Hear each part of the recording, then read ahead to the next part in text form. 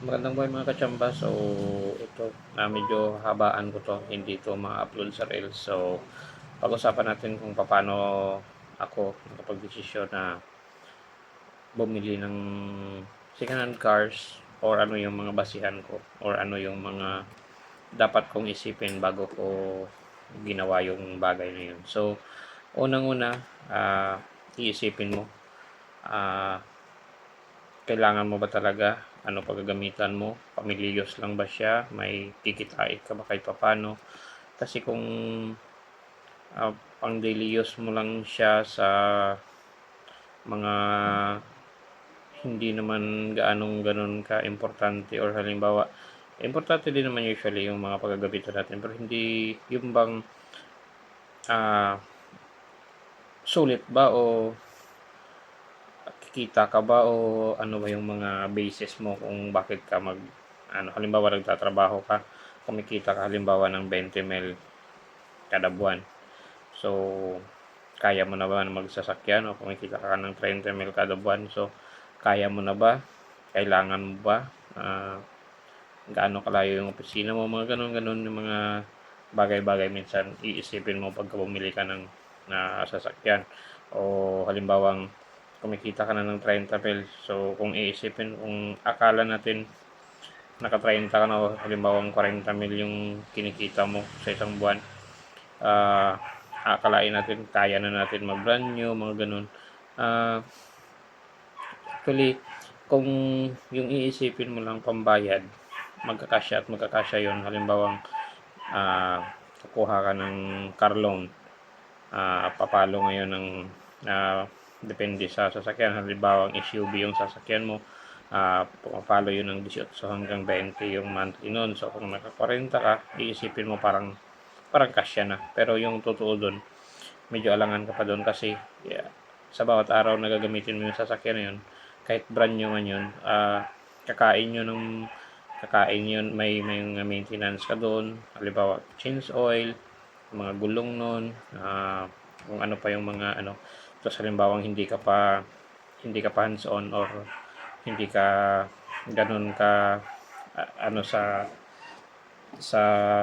mechanic, so wala kang idea, so lahat ng mga isyong may encounter mo pupunta mo at ipagbabayad mo. So yun pa lang, ah, mababawasan yung natira mo ng sahod mo. Halimbawa 40 milyon sahod mo, mababawasan na doon yung pang ano mo. So siyempre kumakain ka pa araw-araw, mga ibang gastusin pa sa bahay, sa pamilya, ganun. So kung akala natin kakasya yun, sa totoo lang medyo alanganin ka pa doon. Kaya yung mga loan minsan sa bangko, medyo mataas din yung standard nila bago sila mag-approve na makakapag-loan ka na, bahay man yan o sasakyan.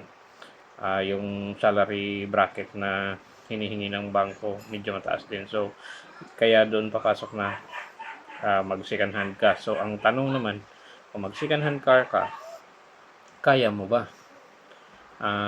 Kasi pag bumili ka kasi ng second hand car, binili mo pati yung problema ng sasakyan. Ganon yun, sasabihin natin, o galing sa kilala mo din yung tao, halimbawa pinagbilhan mo, maganda yung unit. So pero ang punot dulo dun, meron at merong magiging problema yun kasi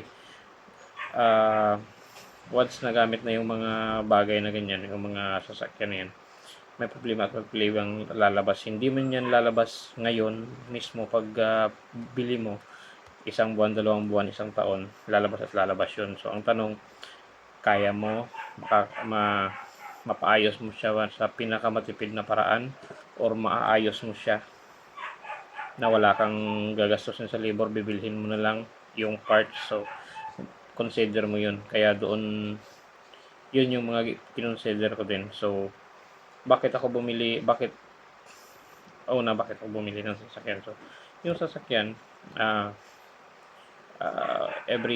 halimbawang as family use, medyo kailangan na siya namin kasi lalo pag tag-ulan, may mga bata. So kailangan mo ng yung panghatid sa mga bata. Pero yun lang yung pang tag-ulan. Pag hindi umuulan, actually nagmo-motor lang ako. hatid sa mga bata. Tapos, yung pangalawang purpose ko dun, may may negosyo tayong sound system. Kahit papaano, hindi naman tayo madalas lumalabas, pero at least, kumbaga, may second use ka doon sa binili mo sasakyan. Hindi puro lang pang pamilya. Kung puro lang gagamitin sa pamilya natin, ah, kung halimbawang sa isang buwan, halimbawa, 2 beses lang umulan o yun lang yung pinaka most important thing na paggagamitan sa kanya. Kasi kung hindi naman umulan, pwede ka namang magmotor na lang muna para makatipid ka o ba't ka pa bibili ng sasakyan, di ba? So, since may ikakarga tayo, aside dun sa pamilya natin, may posible tayong kumita pagka meron tayong ganyan kasi may makakakargahan tayo ng mga gamit natin. So, malayo man o malapit yung magiging event, o kaya nating i-serve kasi nga may sasakyan tayo. So, bakit second hand? Actually, halos hindi pa nga kaya yan. Kumbaga, naging ano pa nga yan, pinilit ko na lang na kumbaga tinodo ko na lahat ng pwedeng mapag-utangan para lang maabot yan.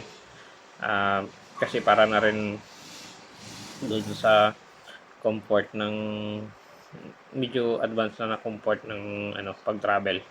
So, yun, pangalawang rason doon. So, yung pagkarga, syempre, medyo okay na rin siya. Medyo malapad yung likod niya. Kaya yun. So, doon naman sa technicality nung pagbili noon, I decide nga mag second hand or kahit halimbawang baka sirain, baka maraming problema.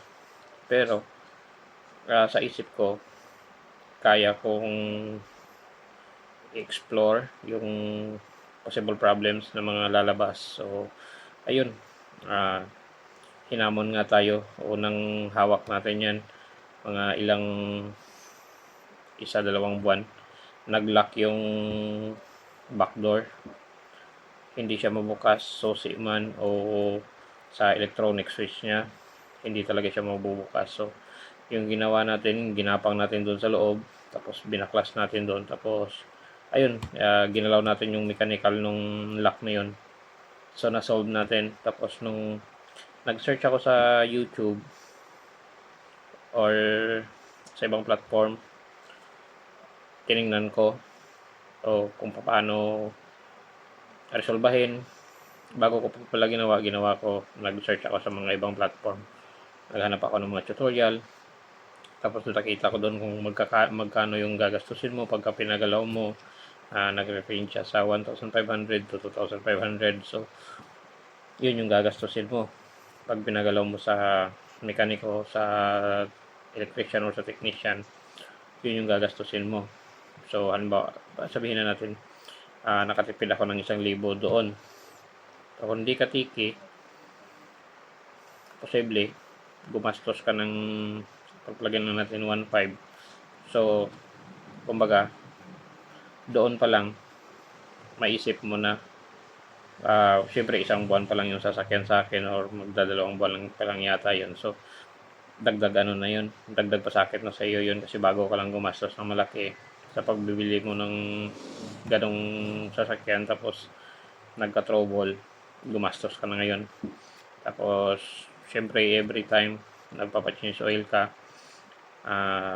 magbabayad ka doon sa mag-change oil noon. So, kung hindi ka marunong, ka, kaltas mo na din sa gastusin yun. Bibili ka na lang ng oil, bibili ka na lang ng filter. Yan. So, yun yung mga dapat mo i-consider. Kaya mo ba mag-maintain? Kaya mo bang harapin yung mga problema kung bumili ka ng second hand car? Pero kung may milyones ka, bakit ka pa magsi-second hand car? Kung may mga savings ka, mga 10 million na halimbawa malaki. Bumili ka na ng 1 million na higit na sasakyan brand new. Wala ka nang iisipin pa. Pero sa mga gustong magkaroon ng sasakyan, kahit second hand lang muna, isipin nyo, kaya nyo ba? So, ayun. na-trigger yung mga content na ganito dahil dito sa ito so far yung pinakamalaking trouble after 6 months. Ito yung water pump. Nagkakahalaga siya from 2,800 to 3,800 yung replacement dito sa amin. Nakita ko sa Shopee pwede ka makabili ng 1,800 to 2,000 lang plus shipping halimbawa. So ayun, ganun lang yung medyo hindi na pwedeng maghintay sa Shopee kasi nga binuksan na namin at ito nga yung naging trouble. So right away tumakbo ako sa mga auto supply, naghanap. Ito yung pinakamurang nahanap ko. So ayun, so ganun. Kung gusto nyo mag-decide, yun yung mga kailangan nyo isipin. Healthy tips lang para sa kung gusto nyo magkasasakyan. So ganun lang yung mga iisipin nyo. Dapat hands-on ka, may eagerness ka to explore ng mga trouble man halimbawa may encounter mo along the way. So yun lang. Pero kung may pera ka, brand new ka dapat. Ganun lang yun.